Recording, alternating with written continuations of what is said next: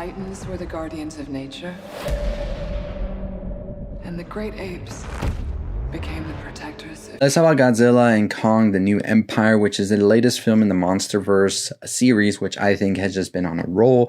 This one's directed again by Adam Wingard, who of course gave us some classics like You're Next, Blair Witch, and so on and so forth. We also have Dan Stevens, Rebecca Hall, Brian Tyree Henry returning in this one, and of course Godzilla and Kong. What movie would it be without those two? So let's get into it, but before we do, make sure you hit that subscribe button, hit that notification bell. On the road to 30,000 subscribers, less than 2,000 and go, so super excited to get to that. But let's get into this review, which I will tell you the truth. I came into this, sat down in the seat for this screening, and was just wondering to myself, is this going to be good? Are we going to get the same thing we've gotten already? Is it time to let the MonsterVerse go? And I just thought, man, how many people are going to compare it to Godzilla -1 once this comes out, which is just insanely dumb to me.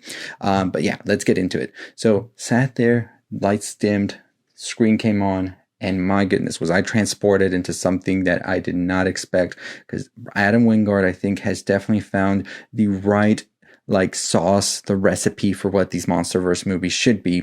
There is just a great balance when it comes to the kaijus, the world that they've built, and giving them their own personality as well. Not just them being the spectacle of it all, which is great as well, don't get me wrong, if you want to do a movie like that. But I think that a lot of people had been craving something else, something differently. If you've ever played the Godzilla Destroy All Monsters, this is basically what you're getting in this film, and a little bit more. There was this whole talk, remember, they were going to make like Godzilla Monster Island type feel show 2.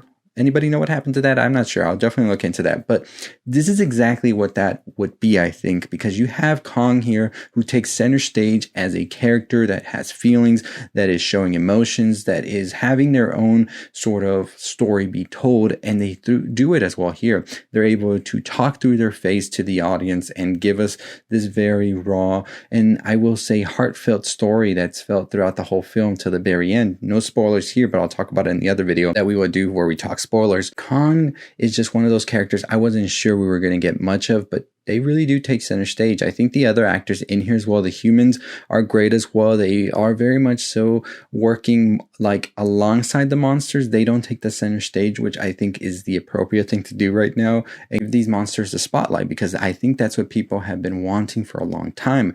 Godzilla as well gets their own time to really showcase just how destructive and powerful Godzilla is, which is something I was not expecting and I enjoyed a lot.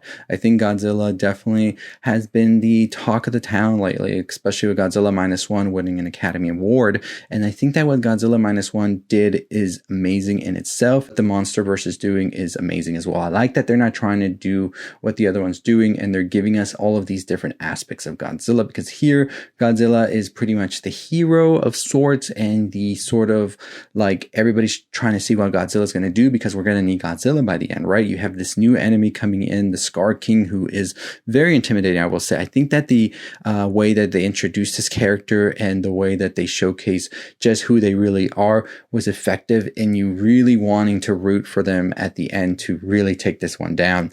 And this story in itself had a lot more heart than I was expecting, because I wasn't sure what to expect. Even from the monster side and the human side, there is two different storylines with these younger characters that really were developed well. I think, in my opinion, that by the end, some tears were streaming. I'm going to tell you the truth. I was crying in the theater watching Godzilla Kong, which I did not expect to do at all. And I really found myself really wanting to get up at points and just start like rooting as these battles were going, because they had built up this character that was so despicable with the Scar King that when you're watching things unfold, it is just so great to see the battle at the end. And not going to give much away about that battle either, because there's a lot in it, because I think that you should watch this without knowing anything that's going to happen, and it's just going to elevate that experience even more. They were able to create these really lush and beautiful world with Hollow Earth, I think, and it is just something incredible to see on the big screen, especially we saw this one on IMAX, and just breathtaking, honestly. Something I think that Adam Wingard also really excelled here was the tone and feel of the movie, because it's a movie that's serious when it needs to be, but for the most part, it feels like a lighthearted Saturday morning cartoon, which isn't a bad thing at all. Some of the most amazing things that have inspired me as a creator myself are Saturday morning cartoon moments, and that's exactly what we get here.